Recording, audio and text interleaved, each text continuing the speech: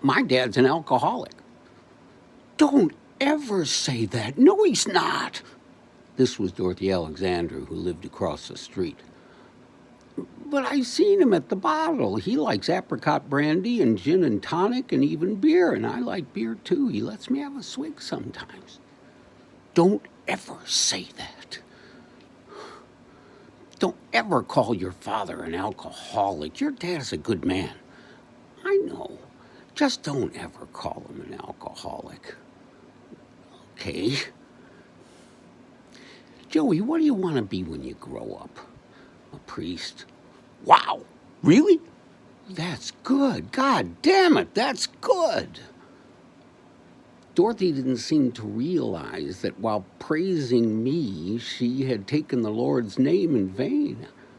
I hadn't been around as long as she had, but I knew that was against the rules. It was so confusing. To have the same person who gifted me the simple wisdom of not calling my dad an alcoholic turn around and say something that was so clearly from the dark side. I liked Dorothy a lot. She took me to Edgewater Park. And as we arrived back home, she hardly got mad at all when I puked in the back seat of her Ford.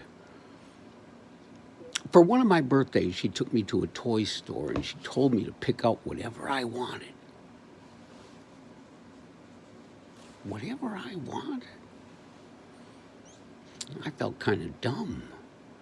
No qualifications? I'm not limited by price or size. When the Good Humor truck came by, we never got to pick from the 15 centers, just the 5-cent popsicles. I liked the root beer best. Lime or lemon were okay too, but root beer was way better than either of them. I must have been about 10 or 11 years old before I got to try a toasted almond to see what all the fuss was about. That's pretty good stuff. How are you going to keep them down on the farm after they've seen Parry? Whatever I wanted. I do not know how long in the snow I wrestled with grisly fear. I settled on a water gun. The store had bins of water guns, ranging from little pocket Derringers up to the one I picked. It was state-of-the-art. It looked like a Thompson machine gun, but it didn't have a regular trigger. There was a red crank handle on the side of the magazine. The whole thing could be filled with water. It got pretty heavy when it was full. Then you just aimed and started turning the crank. It shot spurts of water, about 10 spurts for every turn of the crank, and they went pretty far. A withering fire that could clobber anything on Turner Avenue. When I got home and tried it out, we quickly realized that it just wasn't fair.